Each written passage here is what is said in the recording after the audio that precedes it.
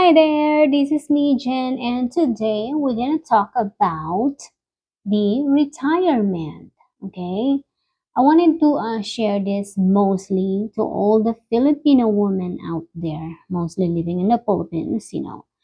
I just wanted to share you that in the Philippines, a lot of women they are like different than Western countries. Okay, I'm not saying all the Filipinos or Filipinas or women or housewife, but most of the women that I see in the Philippines, they depend or rely to their husband. I'm not saying that there's nothing wrong relying on your husband. That's your husband. That's fine. But what I'm trying to say is you have to think about the other, whatever happens, one day. Because a lot of Filipinos, I see it in the Philippines, a lot of like Filipina, like housewife that ended up like the relationship didn't work out. Okay. They started young in the Philippines to have a family at young age. Some even got pregnant at a very young age, like 13 years old. And some, like 17, 16, something like that, They didn't even finish their schooling, like high school, or elementary. And then they started a family, which is wrong, which is you have to start a family when you uh, started your financial first. You have to prepare your financial before you started a family because whatever you're doing is wrong. You're starting a family at very young age when you're not prepared is hard and you will end up struggling more and you will end up struggling your lifetime. Okay? I see a lot of Filipino women, when they started at a young age to start a family.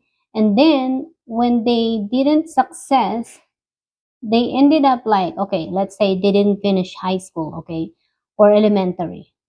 And then they keep making children. Some I know that they keep making children and then they end up like having like 9 children. And she didn't work. She just stays at home and then rely on her husband. Now the husband died. Okay, she left, or her husband left her with 4 children. And then what happened to her? She didn't finish her elementary, so she struggles. And then she had bad habits like gambling and cigarettes, and then not working. And then so she came back with her parent because she has nowhere else to live. She has nowhere else to stay. And then she still didn't learn from her mistakes. And so she ended up like, didn't prepare her life, her financially. So the 4 children, because she couldn't take her 4 children, she ended up giving her away her children because she couldn't support them. And then she still continues to do her wrongdoing, and which is wrong. Like I said, before you start a family, you have to prepare your financial because so that way you don't struggle. So that way you don't have to go back to your parents. And so that way you don't have to struggle that much. Okay, so she didn't work, she didn't figure it out, and then it cost her her lifetime. And then she continued to have more children again and produce more children until it ended up 9 children. And then she never find a good job because, like I said, she didn't finish to go to school. Like I said, if you are, you know, woman that have like children, don't just rely on your husband unless your husband maybe, it's okay. He is financially able to support you and your children. And he has, like I said, he's financially good too. But if the husband is also same thing, he didn't go to school, he didn't finish his school, So of course he can't find a job. He can't find a good job. Of course you're gonna suffer. And then you rely on him. What happened when he died? You're gonna end up like same thing, struggling. So that way it's important for you to learn how to, work as a young age. If you're able to work, then go to work and start saving money. And the problem too in the Philippines is they don't talk about the like retirement. As soon as you get to the job, like okay, they will just make you fill up the application for SSS, like Social Security system in the Philippines. But they just ask you to fill that out and you're paying for that. Okay, but they didn't explain it. What about the Social Security, So lack of explanation for all the people in the Philippines. And then plus in the Philippines, they didn't think about to finish their school. They don't have the law. They don't have the strict law to like the kids supposed to go to school. Okay, you can't just miss school or you can't just decide to not send your children to school. Okay, not like that in the Philippines. The Philippines or the children in the Philippines, when they miss the school for like a day, two, a month, or even a year, nobody's gonna look for that kid. In the school, they don't care. They're not gonna look and come to your house and get them. They don't do that. Or they will ask why the child is not going to school. So not like that. Unlike here in the US, they're very strict when it comes to the children not going to school. So it's different in the Philippines. That's why. And then I see a lot of women, they just like I said, most of them, many of them are just a housewife. There's nothing wrong being a housewife. But what I'm saying is what happened when there is something happen to you one day or to your spouse. I'm not saying that there's going to be happening, but what if there's something happen? Like I said, to someone that I know, something happened to her husband died and left her with four children and she didn't do anything. She didn't find a job. She didn't start working. So she can't support her own children and she had to ended up giving it away all of her four children because she don't know how to survive.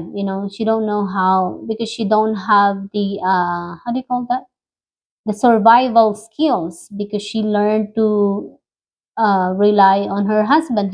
She just relied on her husband for like years and years because her husband is the only one that working. And then she just collects the money from her husband, and she's the one who's budgeting all the stuff.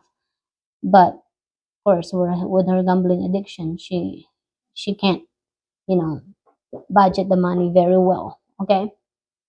Like I said, be wise. You have to prepare yourself when it comes to financial. When you are able to work, start working and start earning money and start saving money and start uh, putting money on your retirement too. So you have to prepare two things, uh, savings and then your retirement. So that when you get older, it will be easier for you to live. Because when you didn't prepare your financial for when you get older, if you are suffering now, you're still gonna suffer for when you get older. It's not gonna You're not gonna get away with it. There's no such thing that you're gonna get away with those struggles, with your hardship when you get older, because it's the same thing. You didn't find a way to survive. For when you get older, you still didn't find a way to survive. You're still gonna suffer. But I don't know why to some people they didn't think about that. So if you are young and you still have time, you're still able to make a changes of your life, start now. So that way, for when you get older, think about 50 years from now, you'll see the difference and you'll know what I'm talking about. Ask yourself, will you be still able to support yourself? Will you be able to survive, for when you get older? How are you going to pay your bills? How are you going to support yourself? The food, the water bills, electric bills, and the rent if you're still renting, all of those you cannot get away with that. 50 years later or when you turn 70, it's not going to change. The good thing is when you have your money and when you have your retirement, when you get older and you're retired, life will be easier. It will be like less expenses. For some people, it's still big expenses, but it can change. It can be less if you already have your house and lot, your own house and lot, and your own car.